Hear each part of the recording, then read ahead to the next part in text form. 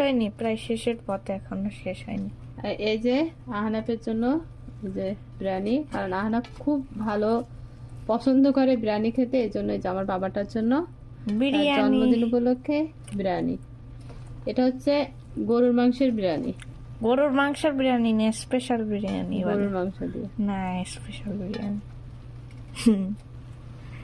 দেখছেন, special biryani in the এটা world. হচ্ছে আমার বাবাটার জন্য বিরিয়ানি, না, স্পেশাল স্পেশাল জন্মদিন উপলক্ষে বিরিয়ানি।